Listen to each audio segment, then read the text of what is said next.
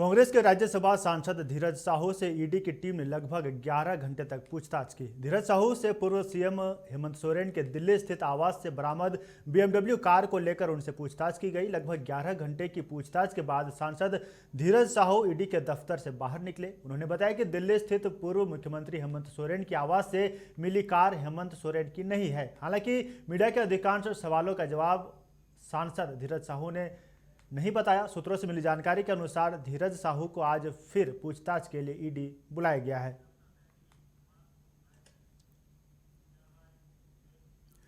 इस खबर पर ज्यादा जानकारी के साथ हमारे साथ न्यूज रूम से अंजनी लाइव जुड़े हुए। अंजनी, देखिए, जमीन घोटाला मामला, जिस जमीन की बात हो रही है, और आपको बता दें इस घोटाला मामले में देखा जा रहा है कि ईडी की जो दबिश है वो लगातार बढ़ती जा रही है। हमने देखा पूर्व मुख्यमंत्री हेमंत सोरेन को गिरफ्तार किया गया, उससे पूछताछ कर रही है। अब हमने देखा कि जो बड़गांव अंचल के जो राजस्व उप निरीक्षक थे भानु प्रताप, उनसे भी पूछताछ कर रही है। और अब इसकी जो ईडी की जो आंच है वो राज्यसभा सांसद कांग्रेस के धीरज साहू तक बढ़ गई है।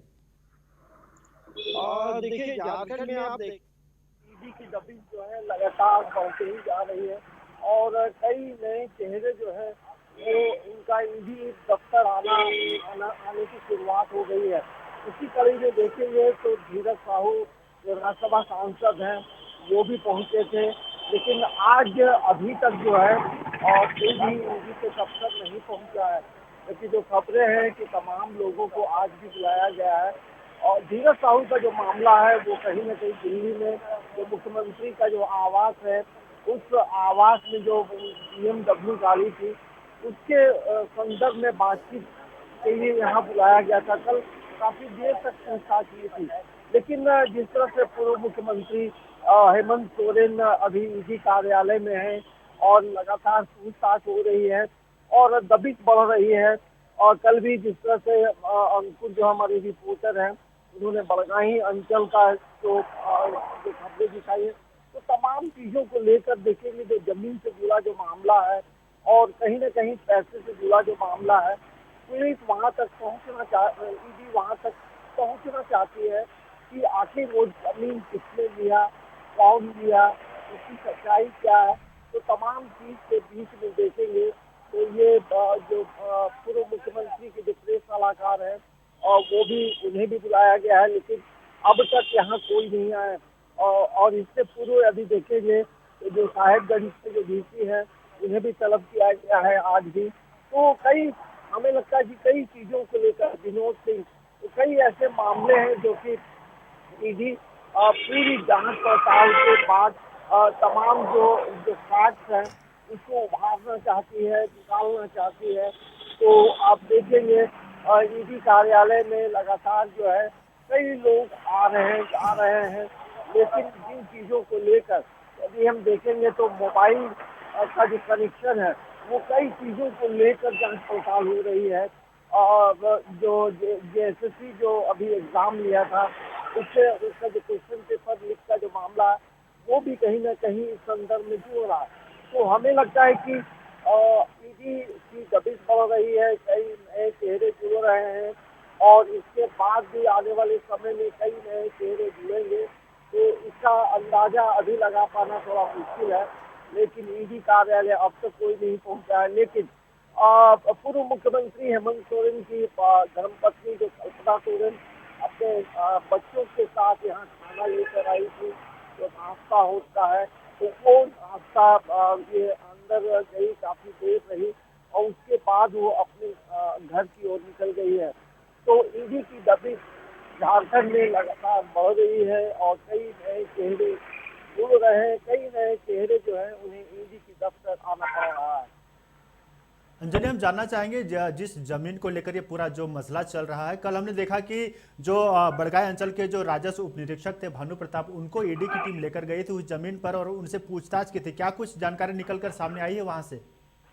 और देखिए, क्या जानकारी है, मैंने जैसा पहले कहा कि जमीन से जुड़े जो मामले हैं और जमीन से जुड़े जो कागजात हैं, ईडी ये तलाशना चाहती है कि क्या उस जमीन से जुड़े जो कागजात हैं क्या उसमें कोई छेड़छाड़ है या उसमें कोई फर्जीवाड़ा है। तो तमाम चीज को लेकर डॉक्यूमेंट देखने के लिए ईडी की टीम जो है भानु प्रताप को लेकर गई थी। देखिए, सबसे बड़ी बात यह है, आकाश की झारखंड गठन के 23 वर्ष बीत चुके हैं और राज्य की जो स्थिति है, तमाम लोगों को ये समझना चाहिए कि राज्य सबका है और जो कर्मचारी हैं, अधिकारी हैं, पदाधिकारी हैं, उन्हें निष्ठापूर्वक काम करने की जरूरत है।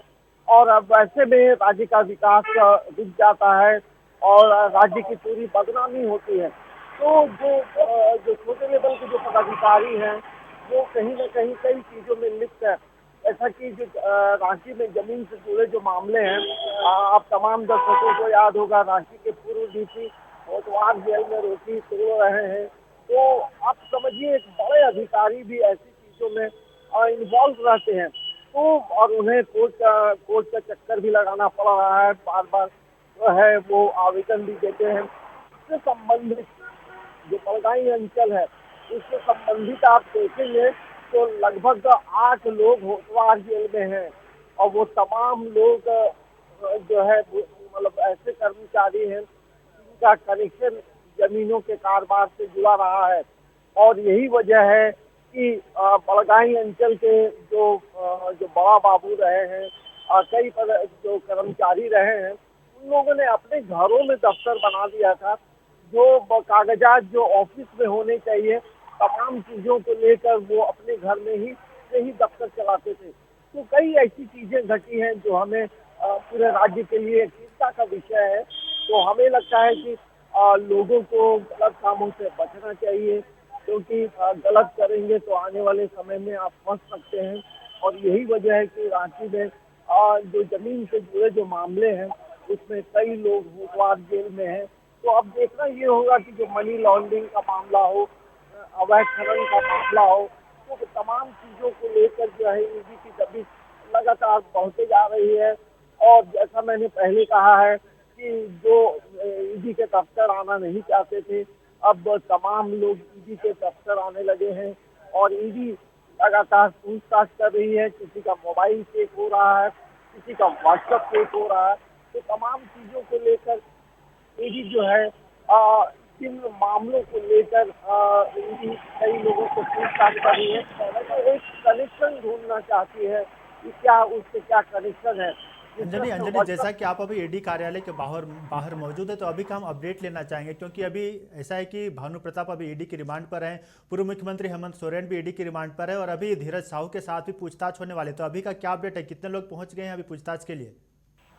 देखिए, जैसा मैंने शुरुआत में ही कहा कि अभी जिन्हें जिन्हें बुलाया गया है, वो भानु प्रताप हो या फिर अभिषेक सिंह हो या आपको धीरज साहू हो, इन तमाम लोगों में कोई भी अभी ईडी दफ्तर नहीं पहुंचा है। ईडी दफ्तर सिर्फ कल्पना सोरेन अपने बच्चे को लेकर आई थी यहाँ नाश्ता लेकर, तो वो नाश्ता अंदर दी और कुछ देर वहाँ रहने के बाद वो यहाँ से वापस अपने घर की ओर चली गई।